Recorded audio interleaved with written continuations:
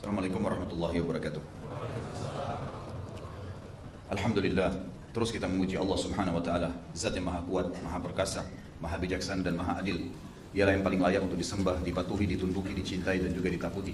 Karena Dia memang yang telah menciptakan semua yang di langit, semua yang di bumi dan semua yang di kedalaman lautan.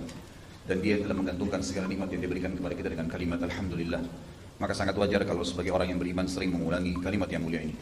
Juga yang kedua, kita panjatkan salam hormat kita, salawat dan taslim kepada manusia terbaik, pilihan Sang Pencipta, sehingga menutup risalah para nabi-nabi dan rasulnya, dan juga pemimpin anak Adam pada hari kiamat, orang yang paling lurus jalur nasabnya, bersih jiwanya, dan juga orang yang paling sempurna secara fisik dan akhlak, Nabi Muhammad SAW, sebagaimana Allah dan malaikatnya telah memberikan salam kepada beliau. Seperti biasa teman-teman sekalian, bertemu lagi di serial Kesatria Islam, generasi emas Islam, para sahabat ridwanullahi alaihim. Dan kita masuk ke serial kita pada sore ini, semoga Allah berkahi sahabat yang mulia Mus'ab ibn Umair radhiyallahu anhu. Mus'ab radhiyallahu anhu adalah seorang sahabat yang memiliki ciri khas. Ciri khasnya dibandingkan dengan sahabat yang lain adalah orang yang sebelum masuk Islam sangat kaya raya dan terkenal berkumpul padanya putihnya kulit yang bersih, wajah yang tampan, pakaian yang selalu bersih, serta minyak wangi yang selalu semerbak. Sampai di Mekah dikenal, kalau seandainya Mus'ab sudah melewati sebuah tempat, maka pastilah masyarakat Mekah secara keseluruhan sepakat mengatakan di sini telah lewat Mus'ab ibn Umair, karena wanginya, minyak wangi yang dipakai dan mahalnya minyak wangi tersebut sehingga memiliki bau khas dan tidak semua orang memilikinya. Sampai Al-Bara' bin Azib radhiyallahu anhu, sahabat Nabi yang lain, pada saat di Mekah dia melihat Mus'ab pertama kali, dia mengatakan, saya pada saat melihat Mus'ab seperti melihat salah satu dari laki-laki ahli surga yang seperti digambarkan oleh Nabi SAW, dari pakaian yang rapi, tampan, bersih, dan segala kelebihan ada padanya. Figur Mus'ab radhiyallahu anhu adalah seseorang yang pantas untuk dijadikan sebagai rujukan dan juga suri tauladan, diidolakan, karena banyak sekali pelajaran yang akan kita ambil dari tokoh kita ini. Pada kali ini saya akan coba membalik metode yang saya gunakan. Biasanya metodenya ad-durus wal ibar, pelajaran-pelajaran dulu yang saya ambil dari kisah tokoh kita. Tetapi kali ini saya akan balik, saya akan masuk ke masalah pribadi Mus'ab radhiyallahu anhu, kemudian baru kita ngambil pelajaran dan juga ibrahnya. Mus'ab radhiyallahu anhu bernama Mus'ab bin Umair bin Hashim bin Abdul Manaf bin Abdul Dar bin Qusay bin Kilab bin Murrah al-Qurashi Abu Abdillah. Beliau tentu ayahnya bernama Umair bin Hashim, salah satu kepala suku yang terkenal di Mekah dan juga orang kaya raya, memiliki wibawa. Dan ibunya bernama Khunas binti Malik. Ada tradisi orang-orang jahiliyah dulu teman-teman sekalian, kalau ada wanita lahir dari jalur nasab yang kuat di pandangan mereka, misal ayah ibunya adalah orang-orang yang terkenal, sama jajaran jalur nasabnya, keadaan ekonominya, kepintaran dan kecerdasannya, kelebihan fisiknya, maka anak yang lahir itu nanti, kalaupun perempuan, dia punya kedudukan khusus. Kapan dia menikah dengan level laki-laki yang di mata mereka pada saat itu lebih di bawah sedikit saja dari keadaan ekonominya, atau fisiknya, atau kecerdasan, atau jalur nasabnya, maka perceraian ada di tangan si wanita. Dia menentukan segala sesuatu di rumahnya, dan ini tentu pemahaman yang salah dalam agama Islam. Tapi ini masa jahiliyah dulu. Ibu Mus'ab radhiyallahu anhu adalah salah satu wanita yang seperti ini. Wanita ini memiliki kedudukan yang sangat luar biasa, sampai dia termasuk wanita yang bisa menceraikan suaminya. Sehingga memang karena kekayaannya, kecantikannya, jalur nasabnya yang luar biasa dan kecerdasannya. Maka karena kayahnya, dia selalu menghiasi Mus'ab yang kebetulan waktu itu adalah anak pertamanya. Dan Mus'ab punya adik laki-laki lain yang bernama Abdul Aziz, nanti akan ada kisah yang kita akan sampaikan. Tapi yang jelas dia selalu menghiasi Mus'ab dengan pakaian yang terbaik dan selalu menggunakan baju yang terbuat dari kain kutun dari Yaman, dan ini terkenal sangat mahal. Minyak wangi yang dipakai dari negeri Syam. Dan ini juga terkenal pada saat itu minyak wangi yang paling mahal. Ya mungkin kalau kita beberapa negara sekarang yang terkenal dengan minyak wangi yang mahal, mungkin seperti itulah. Tapi jelas didatangkan ke Mekah. Kemudian sepatu yang dipakai dan segala macam yang berhubungan dengannya, termasuk rambut yang sangat lurus berwarna hitam dan sangat indah disisir rapi ke belakang, sampai menerpa pundak Mus'ab radhiyallahu anhu dengan ketampanannya. Dan saking tampannya sampai di perang Uhud nanti, Ibnu Qami'ah ini yang telah memukul Nabi Muhammad SAW di perang Uhud, sebagaimana akan saya jelaskan kembali review kisahnya, walaupun sudah pernah kita sampaikan. Dialah nanti yang akan membunuh Mus'ab di perang Uhud, dan dia mengira Mus'ab adalah Nabi Muhammad SAW karena miripnya. Dan kita sudah tahu bahwasanya para ulama sepakat mengatakan kalau Yusuf alaihissalam diberikan sepertiga kegagahan dunia, maka Muhammad SAW diberikan seluruh kegagahan dunia. Jadi tidak ada apa-apanya Nabi Yusuf alaihissalam dibandingkan Nabi Muhammad alaihissalam. Tapi beliau selalu bertawadhu. Mus'ab ini orang yang sangat mirip dengan Nabi SAW. Ya, jadi manusia biasa yang bukan Nabi, tetapi memang dia memiliki kelebihan yang luar biasa. Dia lebih muda dari Nabi SAW 14 tahun. Karena Nabi SAW lahir tahun 571 Masehi dan Mus'ab lahir tahun 585 Masehi. Tentu istrinya bernama Hammanah binti Jahash yang nanti setelah Mus'ab meninggal dunia dinikahi oleh Talha bin Ubaidillah setelah kasus terbunuhnya di perang Uhud, akan kita jelaskan nanti. Dan Allah karuniai dua orang anak bernama Muhammad dan Abdullah. Dan Abdullah adalah anak pertama, maka diberikan julukan dengan Abu Abdillah. Abu Abdillah. Mus'ab radhiyallahu anhu punya kisah yang menarik yang perlu kita simak, yaitu pertama awal dia masuk Islam. Awal masuk Islam tokoh kita ini teman-teman sekalian, dia mendengar saja kalau ada seseorang yang mengaku Nabi di Mekah. Dan dia termasuk salah satu sahabat yang tidak ada seorang pun mengajaknya untuk Islam. Sendirian dia datang. Nah, dia mendengar, dia datang ke Darul Arqam, lalu dia menemui Nabi SAW. Dan luar biasa, kelebihan yang dimiliki oleh Mus'ab adalah begitu mendengar, dan ini adalah sebuah pelajaran besar yang kita ambil. Pelajaran pertama, dia mendengar, menerima, memahami dan mendalami, kemudian mempraktikkan dan mempertahankan sampai mati. Maka dia mengucapkan syahadat di kali pertama mendengarkan dari Nabi SAW ayat-ayat Al-Quran. Dan semenjak itu Mus'ab tidak pernah meninggalkan majelis Nabi SAW. Sehingga seperti judul kita, Mus'ab adalah da'i pertama Islam. Jadi memang dia karena cerdasnya, karena memahami semua apa yang Nabi SAW ajarkan pada saat itu, setiap wahyu turun dia langsung fahamin, dia amalkan, dia terima semuanya, dan dia yakini di kebenaran, maka akhirnya diutus oleh Nabi SAW menjadi da'i.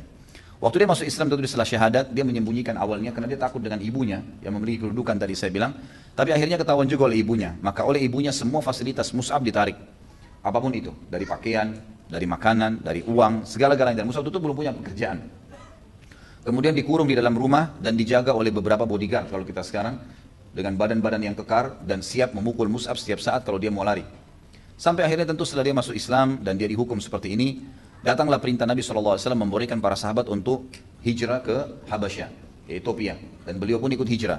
Dan Mus'ab termasuk salah satu sahabat yang hijrah 3 kali. 2 kali ke Habasyah dan 1 kali ke Madinah. Dan ini tentu nanti akan kita sebutkan juga dalam pelajaran kita, ada fadilah hijrah, walaupun sudah saya sebutkan juga di beberapa sahabat kita yang lalu. Yang jelas Mus'ab radhiyallahu anhu memiliki kelebihan yang luar biasa dari manaqibnya, dari kelebihan-kelebihannya. Yang pertama beliau adalah as-sabiqun al-awwalun ilal Islam. Beliau orang yang pertama masuk Islam. Dan kita tahu orang-orang yang pertama masuk Islam adalah orang-orang yang akan menjadi contoh gitu kan? Dan akan memanen pahala orang yang datang setelahnya.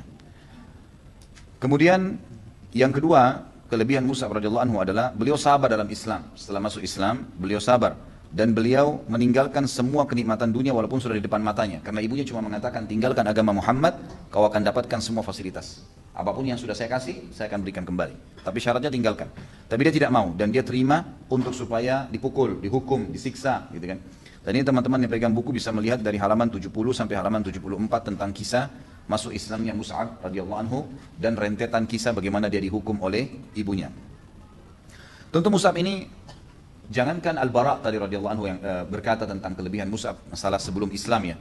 Nabi kita Muhammad SAW sampai menjadi sebuah hadis menyebutkan tentang bagaimana Mus'ab pada saat transisi dari sebelum Islam sampai menjadi Islam.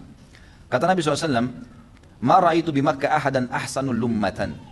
Saya tidak pernah lihat ada orang yang lumma ini sebenarnya lebih tepat yang paling putih, paling gagah, paling kekar, gitu kan, paling nyaman untuk dilihat, semuanya masuk di situ. Kemudian dikatakan Nabi SAW, wala arakku hullatan, dan juga yang bajunya paling bagus, setiap orang lihat, ya, rapi, neces dan seterusnya, semuanya bajunya bagus, mewah. Wala an'ama nikmatan min Mus'ab bin Umair, dan juga tidak ada nikmat yang mengalahkan nikmat-nikmat yang sedang bertumpuk pada Mus'ab. Teman-teman sekalian, setelah masuk Islam, ada sebuah riwayat menjelaskan di Madinah, pernah satu kali Mus'ab radhiyallahu anhu masuk ke dalam masjid. Kemudian baju yang dipakai oleh Mus'ab itu punya 2 tambalan. Lalu para sahabat pun sempat pada saat itu teringat bagaimana keadaan Mus'ab sebelum Islam. Gitu. Luar biasa orang ini. Dulunya luar biasa, kemana-mana jalan pokoknya semua bajunya yang paling bagus, paling wangi dan seterusnya. Sekarang berubah total. Ya. Karena memang tidak ada fasilitas yang dia miliki. Sampai setelah masuk Islam pun, radhiyallahu anhu, sebelum ada pembebasan, ada harta ganimah yang banyak dari harta perang, di mana para sahabat seperti Sa'ad bin Abi Waqqas, Umar bin Khattab, Abu Bakar sendiri dan banyak sahabat Nabi yang lain merasakan Sampai meninggalnya Nabi SAW, mereka mengikuti peperangan-peperangan dan mendapatkan banyak ghanimah sehingga mereka menjadi kaya. Tapi Mus'ab tidak sempat mendapatkan itu karena baru tahun 3 Hijriah beliau sudah wafat dan mati syahid di perang Uhud, gitu kan. Jadi pada saat dia masuk di tahun awal hijrah di Madinah dengan baju ditambal, maka para sahabat ada yang menundukkan kepala karena sedih melihat keadaannya. Barang luar biasa nih orang, setelah masuk Islam ternyata begini keadaannya. Pada saat itu Nabi SAW melihat keadaan mereka dan beliau sempat bertanya, itu teman-teman bisa lihat, saya sempat tandain di buku kita ini, di halaman 76. Ali radhiyallahu berkata, aku datang ke masjid lalu Mus'ab bin Umair datang kepada kami sambil memakai sebuah jubah yang ditambal dengan kulit. Padahal sebelum itu dia termasuk pemuda Mekah yang paling makmur dan hidup dalam kemewahan. Ketika Nabi SAW melihatnya, beliau menangis. Nabi SAW menangis karena teringat kenikmatan masa lalu Mus'ab dan beliau melihat keadaannya saat itu sehingga kedua mata beliau meneteskan air mata. Kemudian beliau berkata, dari sini Nabi SAW berkata karena melihat Mus'ab, tapi bertanya kepada semua sahabat. Sebelum saya jelaskan teman-teman sekalian tentang masalah riwayat ini nantinya, perlu antum tahu ya, sangat wajar terjadi kalau seseorang dari masa jahiliyah segala sesuatu tentu foya-foya, gitu kan? Mungkin dari sisi penampilan harus menggunakan baju bermerek misalnya. Kalau kita sekarang begitulah, anak-anak muda harus yang bermerek misalnya, minyak wanginya juga harus yang bermerek, topinya, dompetnya, sepatunya, kaos kaki pun. Mungkin ada kaos kaki yang sama kualitas harga 15.000 tapi karena tidak bermerek nggak dibeli, yang bermerek yang 700.000 dibeli misalnya. Seperti itulah. Jadi orang subhanallah setelah taubat, pastikan teman-teman sekalian kalau antum hadir di majelis ilmu, kemudian masuk iman di dalam hati, jangan heran kalau ada transisi, terjadi transisi. Kayak misal kita sudah nganggap remeh nanti, kayaknya nggak perlu deh saya beli baju semahal ini, kayaknya nggak perlu deh saya pakai sepatu begini, kayaknya ini sudah cukup lah, gitu. Oh ini haram nih nggak bisa, itu akan terjadi tuh, masa transisi itu, gitu kan? Itu sesuatu yang sangat wajar. Dan jangan sampai seseorang setelah dia hijrah, dia pindah, kemudian dia menganggap, oh dulu saya lebih enak.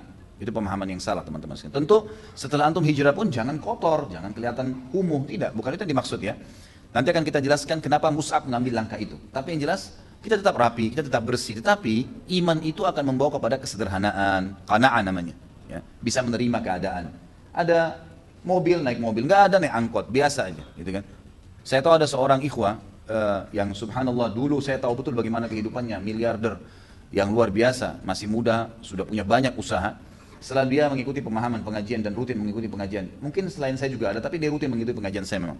Saya tahu betul secara pribadi, subhanallah, sampai semua kendaraannya sekarang dijual karena memang dia harus membayar utang-utang riba ada di bank. Dan sekarang dia sewa mobil yang sangat tua gitu.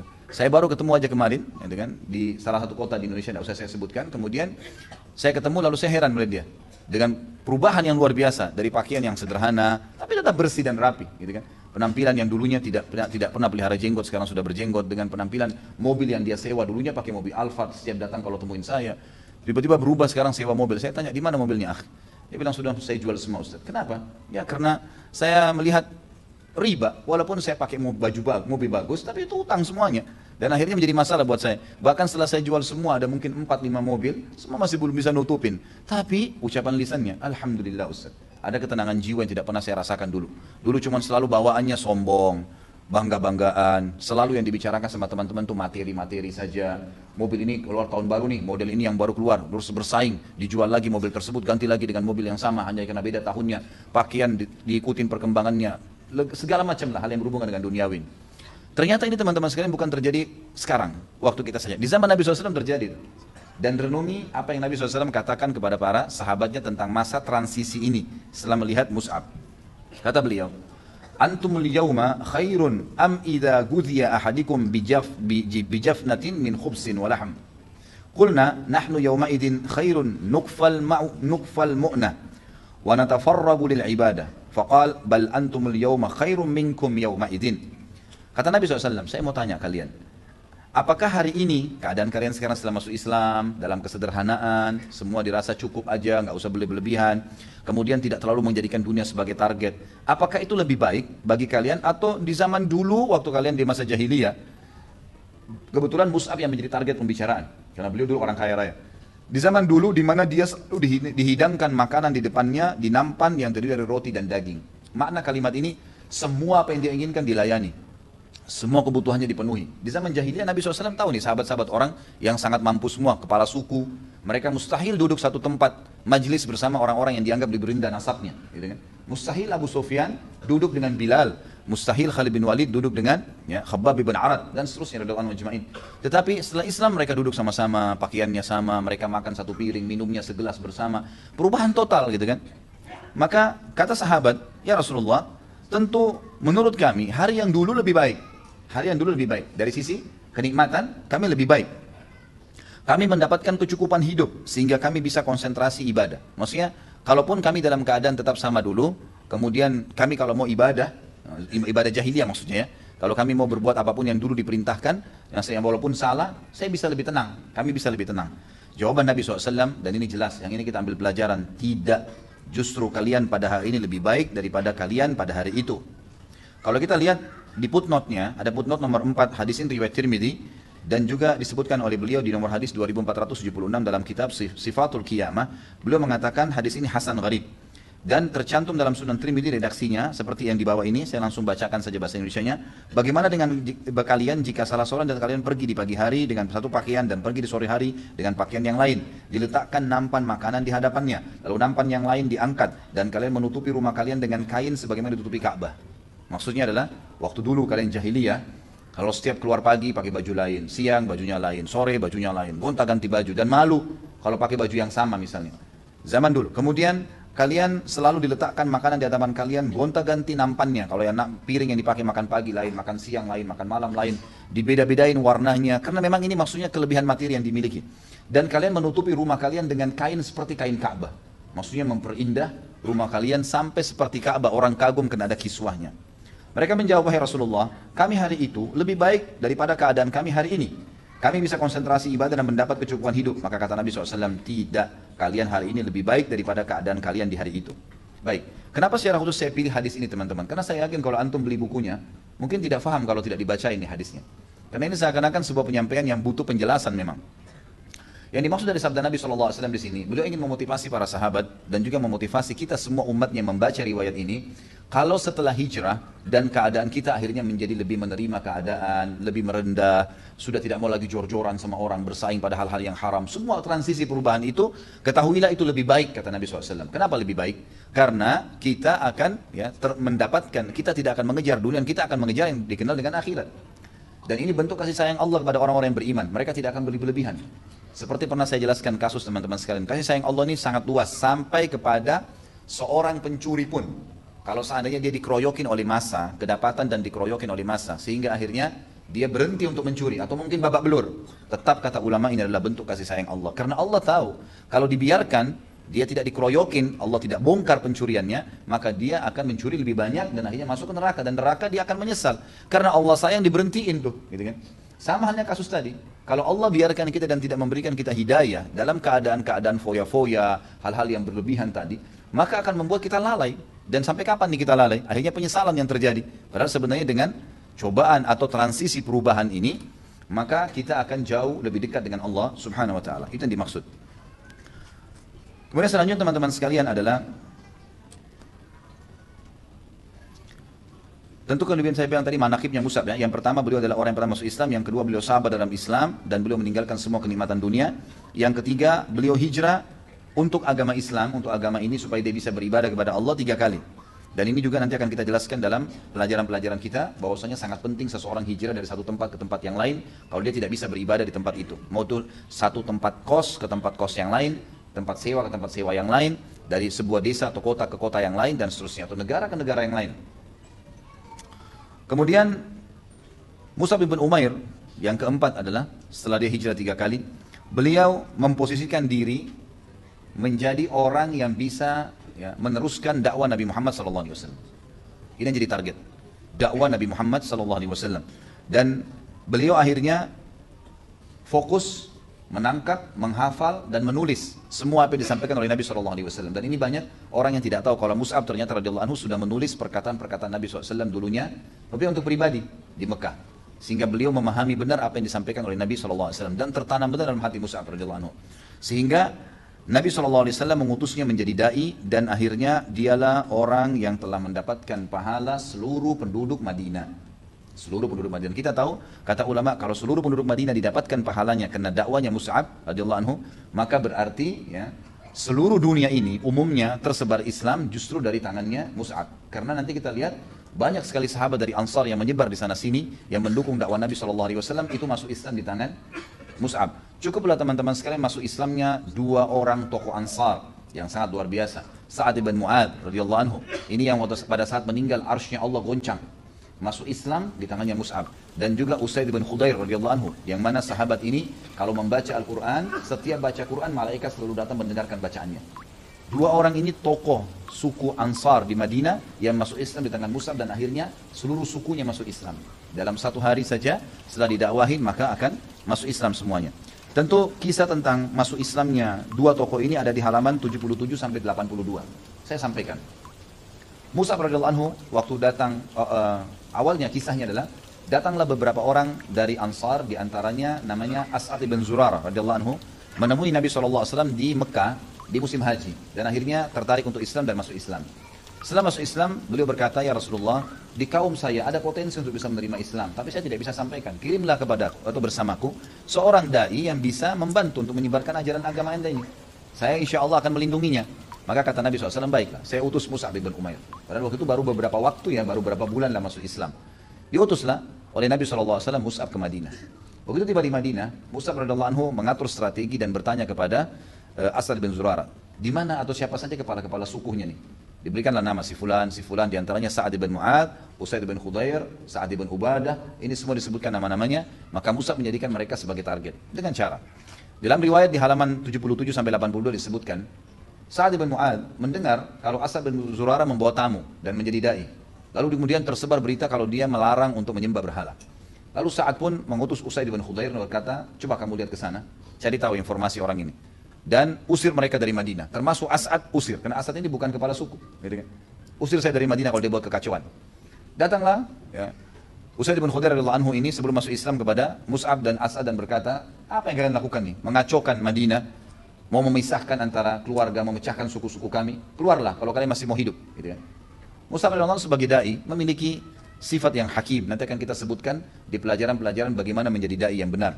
Di antaranya pelajaran diambil dari Mus'ab radhiyallahu anhu. Beliau mengatakan, "Tidakkah Anda duduk dulu mendengarkan? Kalau seandainya apa yang saya sampaikan ini bagus, terimalah. Kalau tidak bagus, pastikan saya langsung tinggalkan Madinah." Ya. Maka kata Usaid bin Khudair, pilihan yang menarik, tidak masalah, bijak. Duduklah. Usaid bin Khudair dan Mus'ab bin Umair cuma membacakan ayat-ayat Al-Quran. Karena pada saat itu mereka sudah faham artinya. Dibacakanlah Allah berfirman, mengutus Rasulnya namanya Muhammad SAW di Mekah, dan ini ayat-ayatnya dibacakan. Tidak lama kemudian Usaid bin Khudair tertarik dan mengatakan, "Sungguh indah perkataan-perkataan ini. Bagaimana caranya supaya menganut agama kalian?" Kata Mus'ab dan As'ad bin Zurarah, "Engkau kalau mau mandi lebih baik mensucikan diri. Kemudian kamu mengucapkan 2 kalimat syahadat dan kami akan ajarkan engkau bagaimana sholat 2 rakaat setelah itu." Maksudnya belajar. Karena waktu itu tentunya teman-teman sekalian sholat semuanya masih 2 rakaat ya. Subuh, duhur, asar, maghrib, isya semua masih 2 rakaat. Awal dakwanya Mus'ab. Ya, dan ini nanti setelah selesai perang atau transisi perang Badar, barulah turun perintah puasa Ramadan, kemudian perubahan jumlah-jumlah sholat, dan ini bisa diikuti di materi sirah. Sudah saya sampaikan panjang lebar tentang masalah itu. Lalu kemudian Usaid pun radhiyallahu anhu masuk Islam, dan Usaid ini sudah pernah saya sebutkan kisahnya, saya reviewkan kembali. Beliau semenjak itu mulai belajar Al-Quran dengan Mus'ab, lalu kemudian memiliki suara yang sangat indah, sampai kalau dia membaca itu kudanya selalu mengikuti. Ya, di sebelahnya itu kudanya kelihatan tenang pada saat dia baca Al-Quran. Orang-orang di sekitarnya sampai anak-anak kecil pun duduk mendengarkan bacaan kalau Usaid membaca karena indahnya suaranya. Satu malam beliau lagi kepanasan gerah di rumahnya, kemudian beliau ingin membaca Al-Quran di luar rumahnya. Begitu dia duduk di halaman rumahnya lalu dia membaca Al-Quran, tiba-tiba kudanya sempat merontak. Kemudian dia dia berhentikan bacanya, lalu dia lihat ke arah kudanya nggak apa-apa. Berhenti diam gitu, nggak marah, nggak ngamuk lagi, nggak bergerak lagi. Terus tiba-tiba dia ulangin lagi bacaan, dilanjutkin, terjadi lagi sama kudanya. Dia berhenti baca, kudanya juga berhenti, sampai 3 kali. Lalu dia mengatakan, tiba-tiba mata saya angkatkan ke langit, lalu saya melihat, ya, Usaid bin Khudair berkata, lalu saya mengangkat mata saya ke langit, saya menemukan ya beberapa cahaya putih menembus langit. Maka saya pun segera mendatangi Nabi SAW. Jalan masjid lalu berkata, "Ya Rasulullah, kejadian seperti ini." Kata Nabi SAW, "Demi Allah wahai Usaid, kalau seandainya kau membaca Al-Quranmu sampai pagi, sampai terbit matahari, niscaya para penduduk Madinah akan melihat malaikat yang datang mendengarkan bacaanmu." Kenapa kok bisa seperti ini? Kenapa kok bisa sampai pagi malaikat akan terlihat? Kata ulama hadis maksudnya adalah karena indahnya suaramu, sampai malaikat walaupun manusia-manusia lain juga lewat, dia tetap tidak akan berhenti mendengarkan bacaanmu. Selama kau tidak berhenti, maka dia akan kelihatan di sebelahmu. Orang semua akan bisa melihatnya. Jadi luar biasa nih bacaan Al-Quran, dan ini masuk Islam di tangan Mus'ab radhiyallahu anhu. Yang jelas nanti ada kisah sendiri tentang beliau tentunya.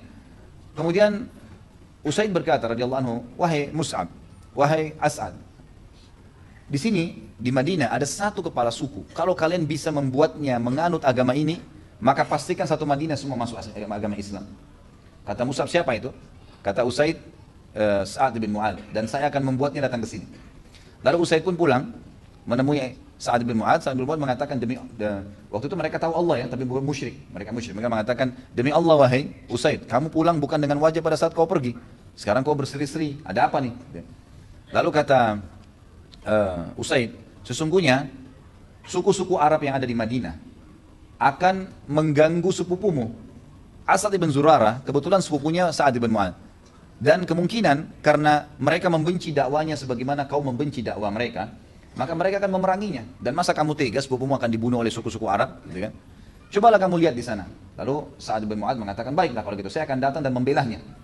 Ternyata ini cuma strategi Usaid radhiyallahu anhu untuk membuat Sa'ad bin Mu'adz datang, gitu kan? Begitu datang, Sa'ad sudah tahu tidak ada apa-apa, nggak ada kabilah yang mengerumuni mereka. Mus'ab sama As'ad lagi duduk berdua, gitu kan? Lalu kemudian dia sudah tahu. Lalu dia bilang, kalian berdua keluar dari Madinah atau akan saya bunuh, kata Sa'ad bin Mu'adz. Kemudian kata Mus'ab kalimat yang sama, wahai Sa'ad, cobalah dengarkan apa yang akan saya sampaikan. Kalau seandainya benar, baik, ambillah. Kalau tidak, pastikan saya langsung keluar setelah Anda menolak. Kata dia, baiklah, pilihan yang bijak. Kemudian dia duduk, lalu dia dengarkan. Pada dalam riwayat itu dikatakan dia menancapkan tombaknya ke tanah. Ada riwayat lain mengatakan pedangnya ke tanah. Lalu kemudian dia mendengarkan beberapa ayat Al-Quran. Tiba-tiba Allah masukkan hidayah di hati Sa'ad bin Mu'adz radhiyallahu anhu, masuk Islam. Dia bilang, bagaimana orang masuk ke agama kalian ini? Sungguh indah apa yang kamu baca ini. Dia bilang, ya silakan. Cuman Anda kalau mau mandi silahkan, kemudian ucapkan syahadat, dan nanti kami akan ajarkan Anda sholat ya, yang diperintahkan 2 rakaat. Maka Sa'ad bin Mu'adz pun akhirnya beriman kepada Allah dan Rasulnya di tangan Mus'ab radhiyallahu anhu. Dan perlu antum tahu ya, ini Sa'ad bin Mu'adz, nanti akan kita bahas kisahnya. Perannya dalam perang Bani Quraidah luar biasa.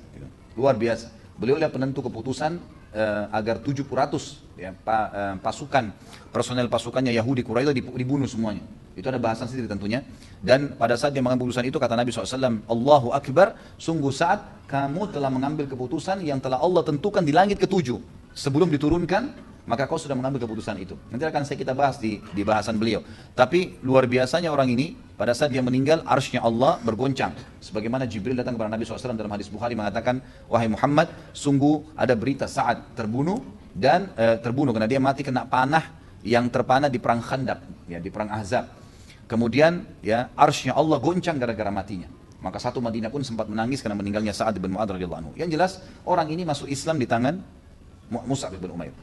Apa yang terjadi teman-teman sekalian? Saking mulianya orang-orang Ansari, dan sangat wajar kenapa Nabi SAW bersabda tentang orang-orang Ansar, dan beliau berkata, kalau seandainya bukan karena hijrah, maka pastinya saya berharap bagian daripada orang Madinah, Ansar. Dan kata Nabi SAW, mencintai Ansar adalah bagian daripada keimanan, dan membenci mereka bagian daripada kemunafikan. Memang orang-orang Ansar luar biasa, mereka menerima kebenaran dengan sangat cepat, beda dengan masyarakat Mekah yang tadinya simpang siur, dan bahkan mereka memerangi Nabi SAW. Bahkan 13 tahun dakwah Nabi SAW di Mekah tidak masuk Islam kecuali 70 orang saja. Sementara di Madinah baru beberapa hari saja Mus'ab, seluruh Madinah dipastikan masuk Islam pada saat itu. Sa'ad bin Mu'adz radhiyallahu anhu pulang ke kaumnya sambil berkata, ngumpulin semua sukunya di Madinah, semuanya kumpul. Kalau kita mungkin kayak di Jakarta Betawi, semua orang Betawi dikumpulin dengan kepala suku Betawi misalnya. Dikumpulin, lalu dia mengatakan, bagaimana kedudukan aku di sisi kalian?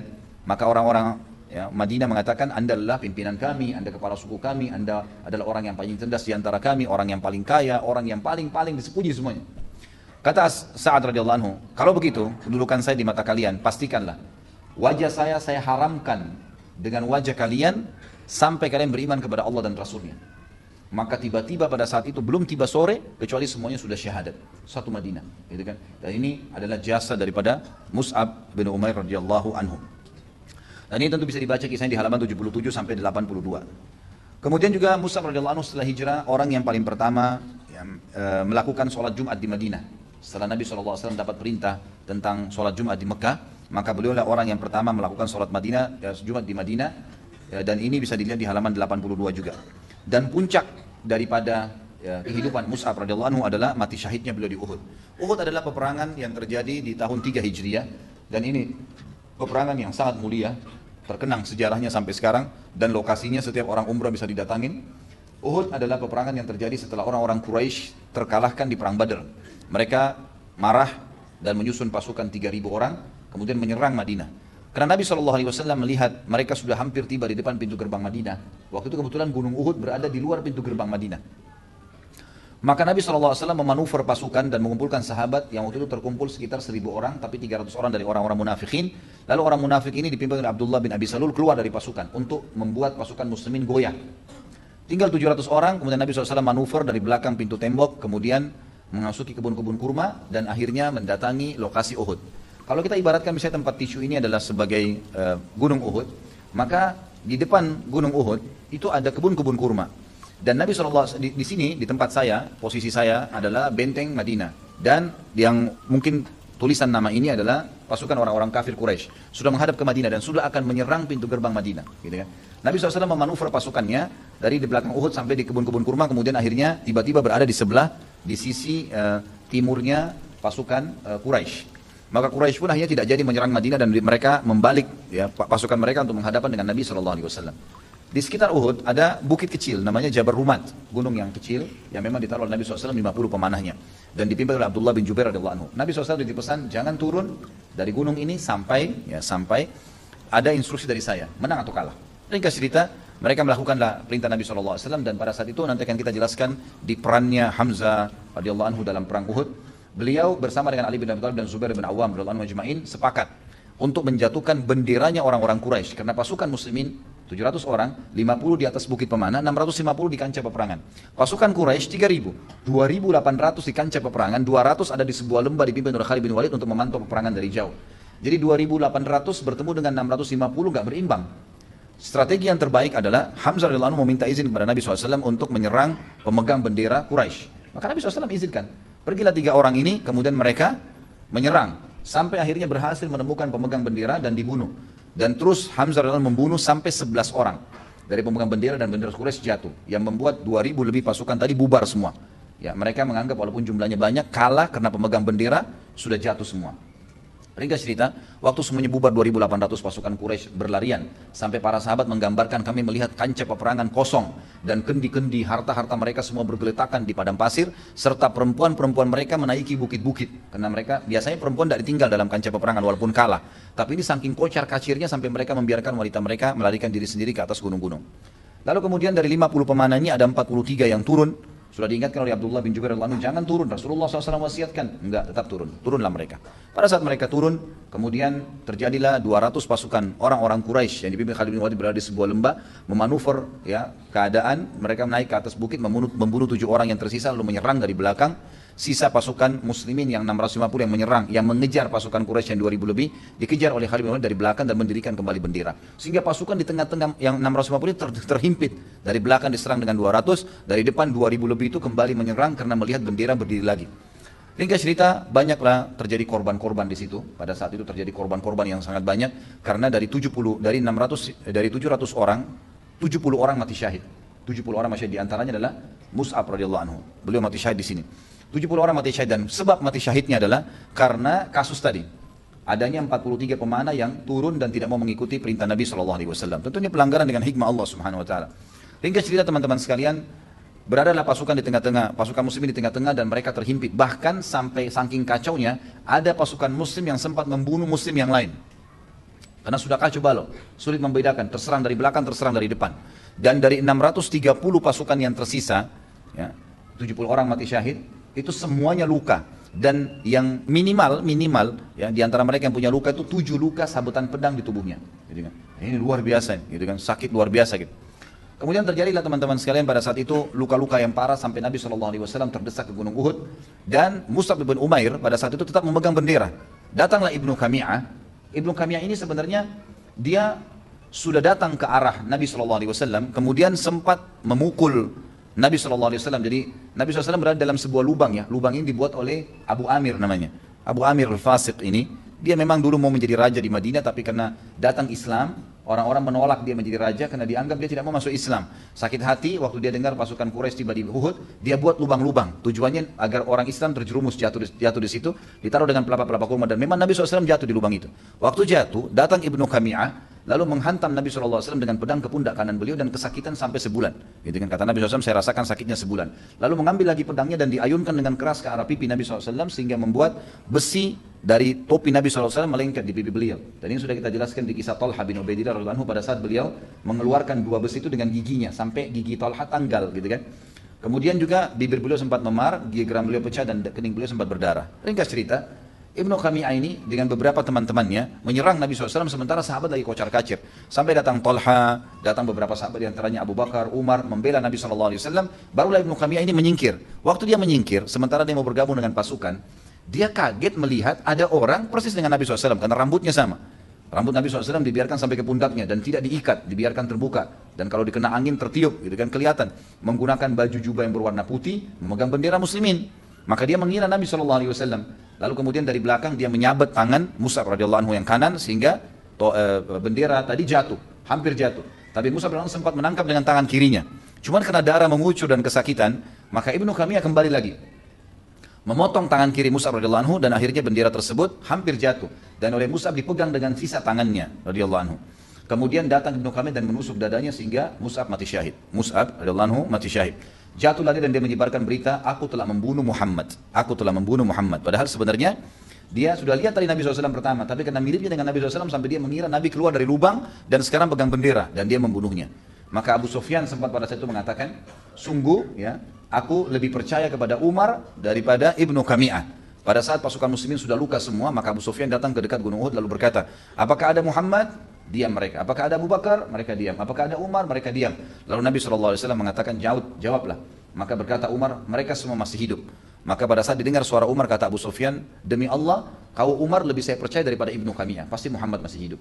Tapi ringkas cerita teman-teman sekalian, terbunuhlah tokoh kita, Mus'ab bin Umair dalam perang Uhud ini dan akhirnya mati syahid.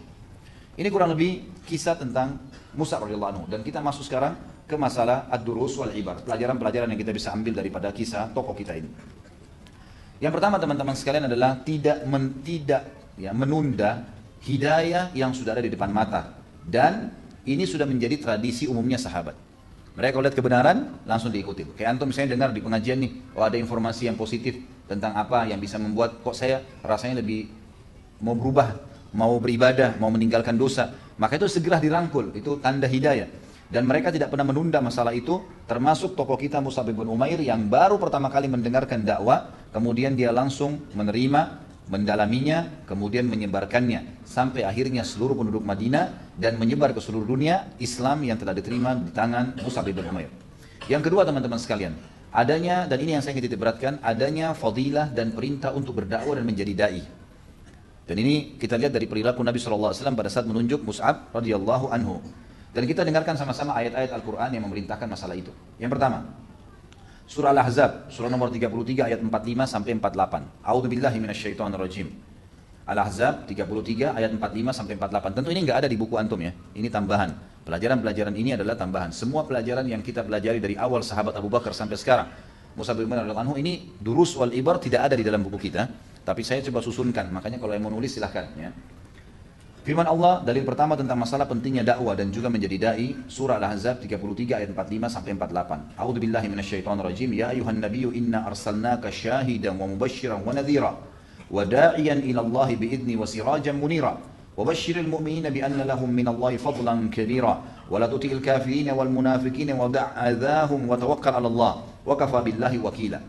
Artinya, hai Nabi, sesungguhnya kami benar-benar memutusmu sebagai saksi dan pembawa berita gembira bagi orang-orang yang beriman, juga pembawa peringatan dan ancaman bagi orang-orang yang melanggar.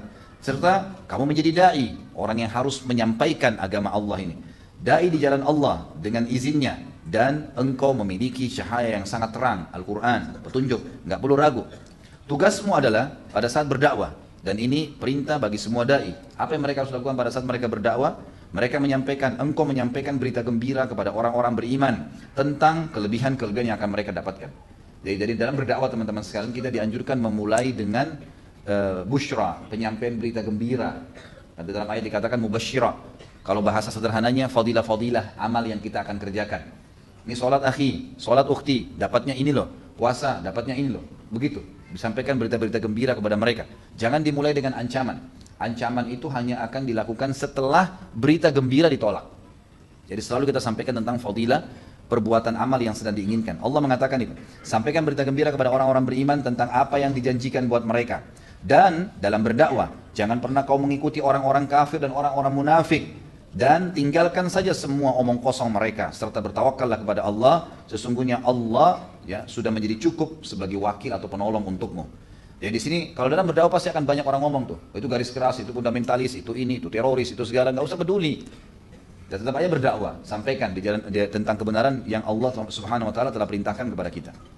Dalil yang kedua adalah surah An-Nahl, surah nomor 16 ayat 125. A'udzubillahi minasyaitonirrajim. Ud'u ila sabili rabbika bil hikmati wal mau'izatil hasanah wajadilhum billati hiya ahsan. Inna rabbaka huwa a'lamu biman dhalla 'an sabili wa huwa a'lamu bil muhtadin.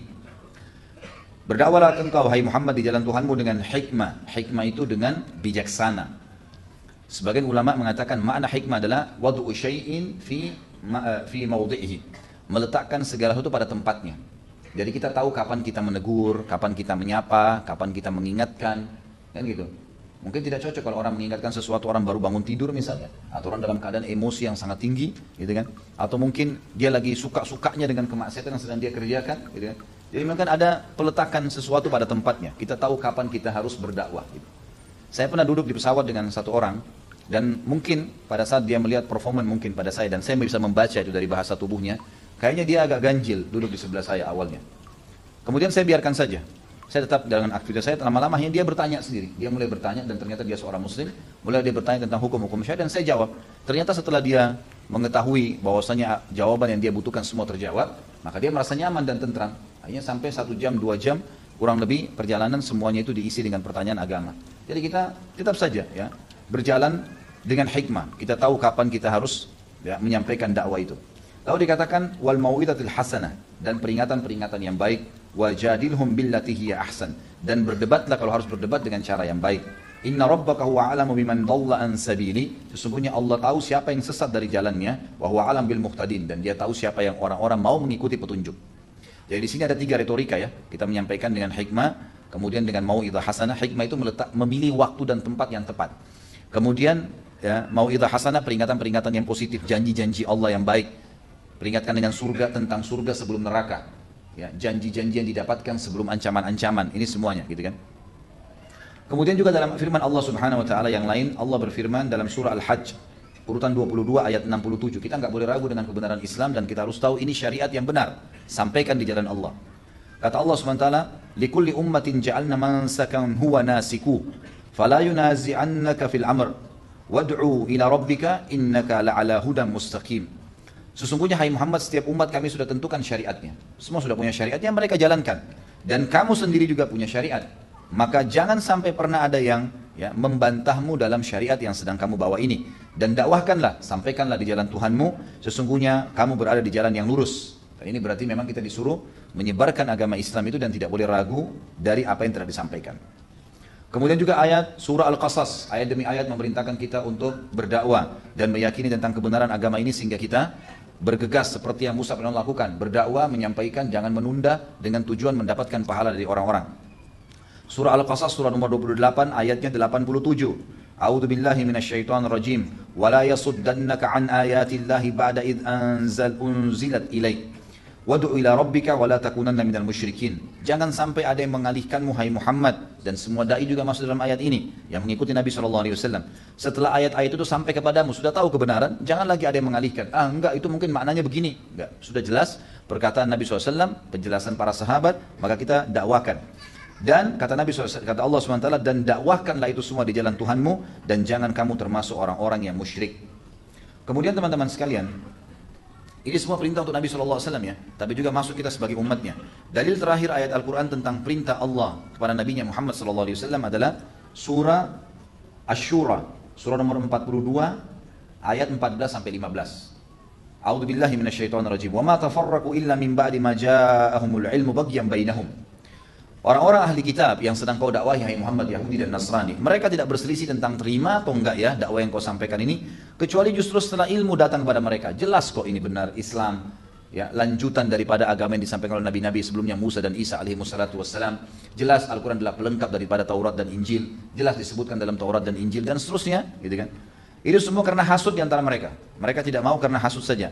Walaula kalimatun sabaqat min rabbika ila ajalin musamman laqudiya bainahum. Kalau bukan karena takdir Allah, memang sudah punya umur nih dunia ini dan manusia-manusia serta makhluk-makhluk tersebut, maka tentu Allah sudah membinasakan mereka. Innal ladina urithul kitaba min ba'dihim lafi syakkim minhu murib. Sesungguhnya orang-orang yang telah mewarisi Alkitab, Taurat dan Injil, mereka sempat ragu dengan apa yang kau bawakan. Falidzalika fad'u. Oleh karena itu, dakwakanlah, wastaqim, dan berpegang teguh pada agama ini. Kama umirta, sebagaimana kau diperintahkan. Wala tattabi ahwa'ahum, jangan pernah ikuti hawa nafsu mereka. Sudahlah, jangan terlalu keras, sudahlah, nggak apa-apa, toleransi. Apalagi sekarang banyak didakwakan, semua agama sama, nggak masalah kok, gitu kan? Sama-sama tujuannya, ini semua tidak benar, harus dibantah. Wa qul amantu bima anzalallahu min kitab wa umirtu liya'dila bainakum.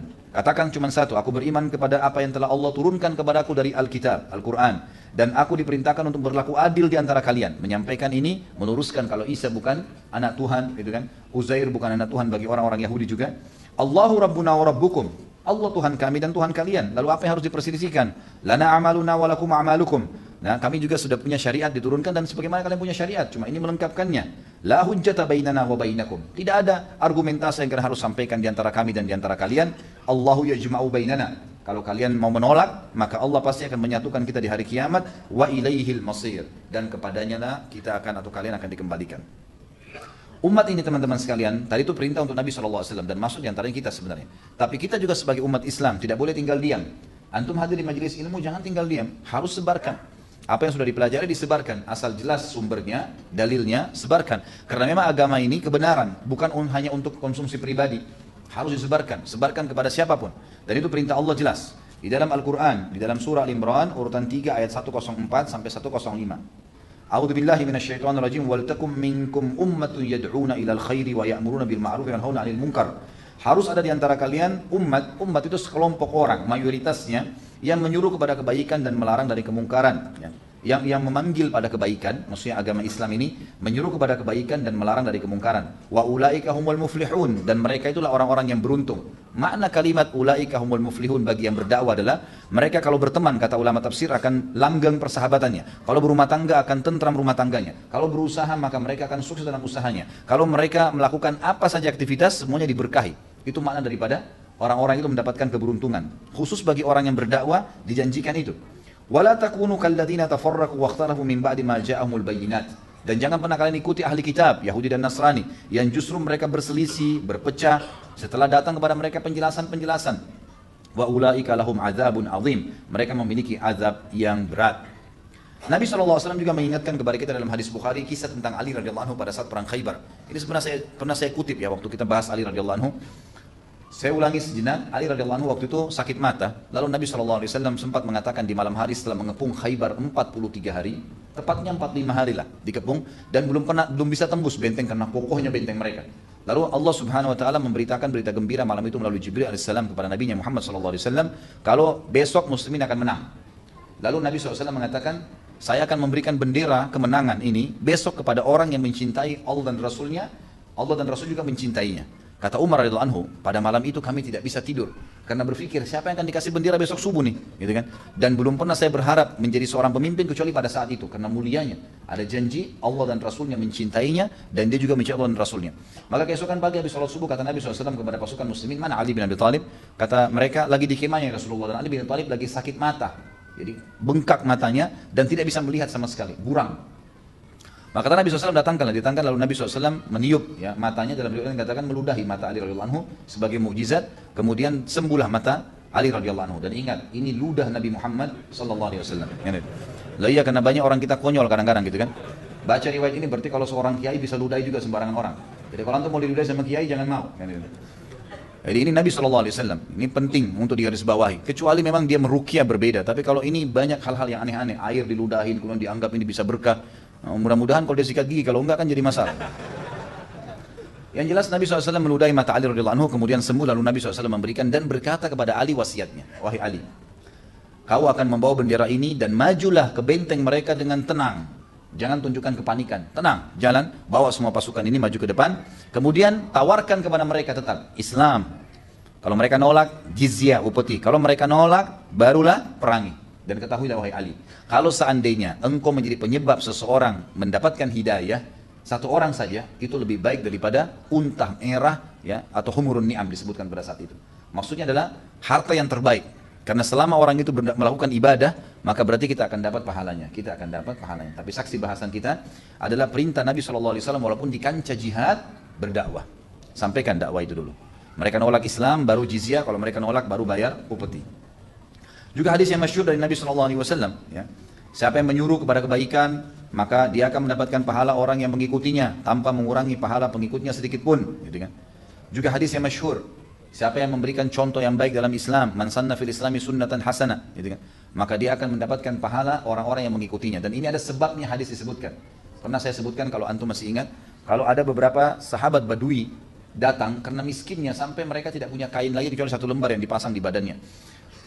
Kemudian kalau angin meniup bisa tersingkap auratnya, dan pada wajah mereka kelihatan warna merah kehitam-hitaman karena susahnya ya. Biasa orang kalau tidak punya makanan yang cukup, minum yang kurang, atau cuaca yang panas akan membuat kulitnya seperti ini. Yang jelas kata Nabi SAW waktu melihat mereka naik dari mimbar, motivasi sahabat untuk bersedekah. Sedekahlah, sedekahlah, sedekah, gitu kan.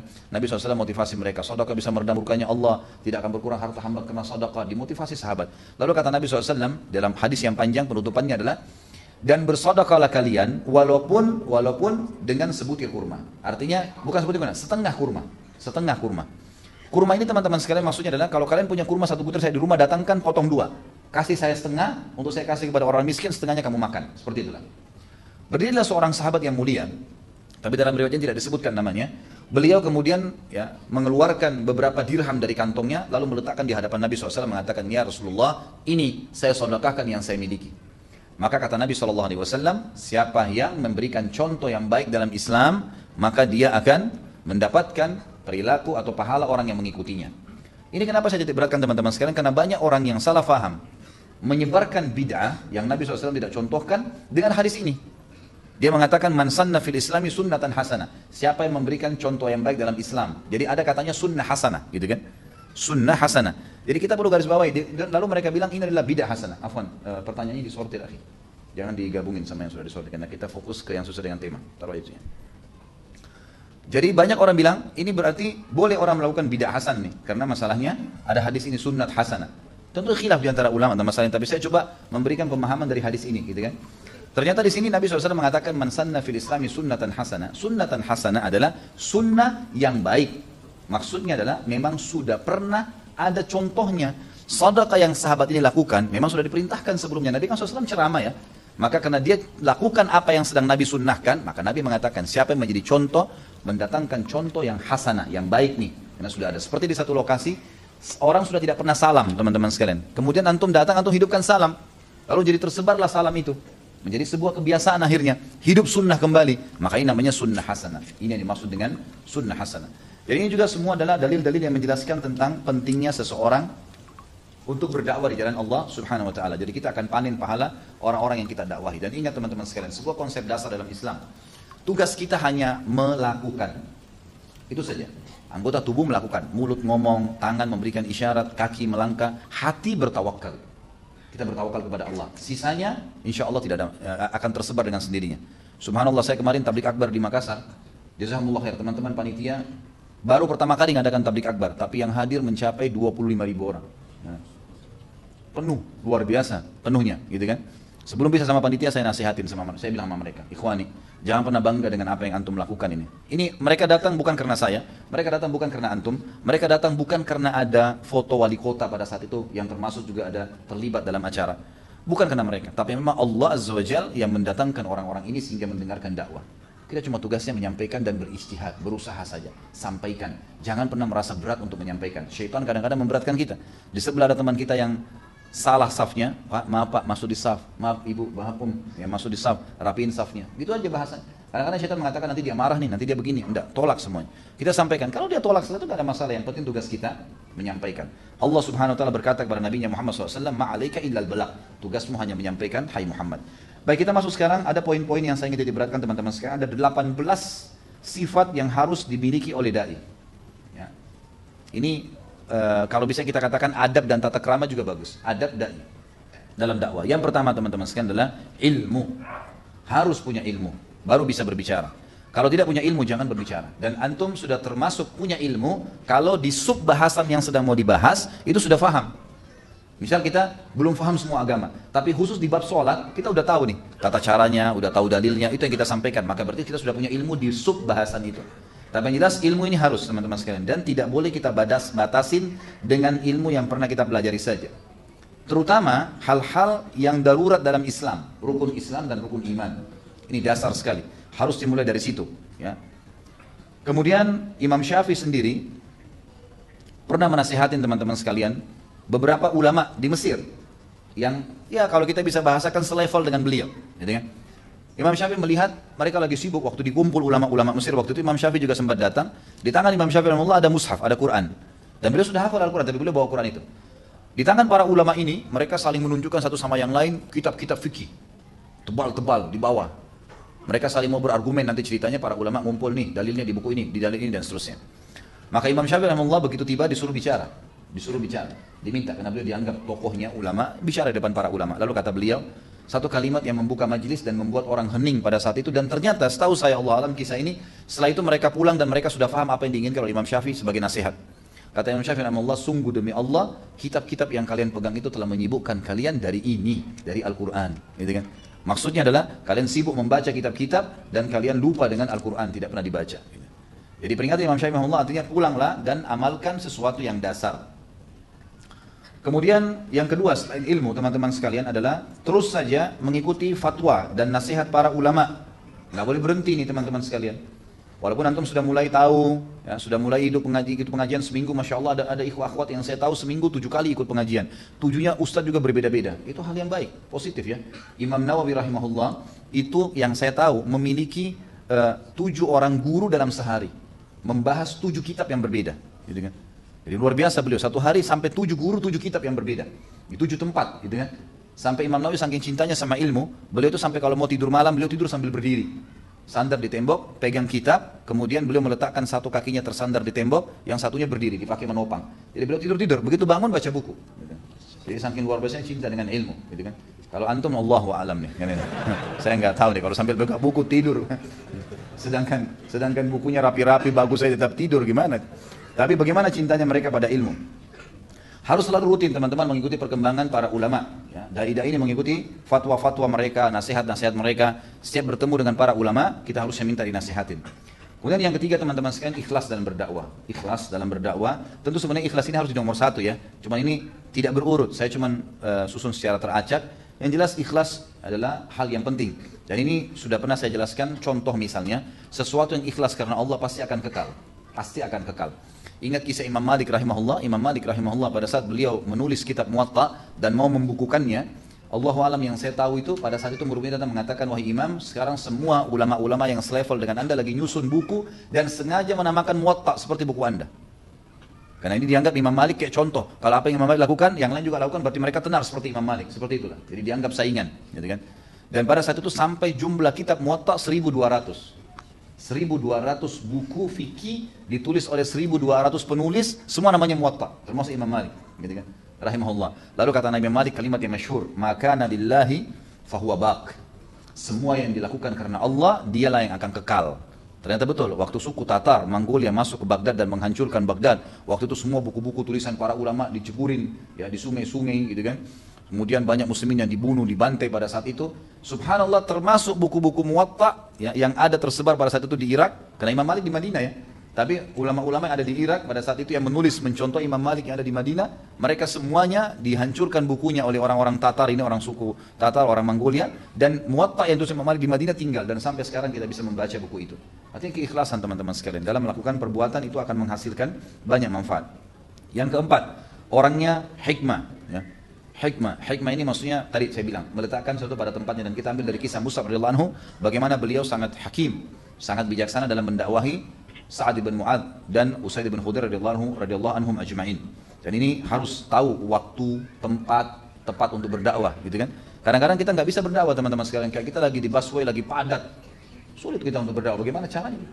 Tapi kalau ada kemungkaran yang jelas dan kita bisa ingatkan, kita ingatkan. Tapi ada keadaan yang tidak memungkinkan, gitu kan? kita melihat tempat-tempatnya, waktunya, bijaksana, atau kadang-kadang kita bisa menggunakan metode-metode yang lebih rapi, seperti misalnya kita sering membawa buku. Ini saya sarankan teman-teman, selalu kantongin buku. Usahakan ada buku-buku saku kecil, yang saya sering lihatkan terbitan pustaka Ibnu Umar, dan itu ditaruh teman-teman. Pilih judul yang menarik, selalu bawa kemana-mana. Titipin di musola yang sedang kita sholat, titipin kepada teman-teman yang satu bus, satu mobil, angkot, dan seterusnya. Ini semua termasuk yang perlu atau yang bisa kita lakukan. Kemudian yang tentu yang selanjutnya yang kelima adalah hikmah. Kalau tadi hakim.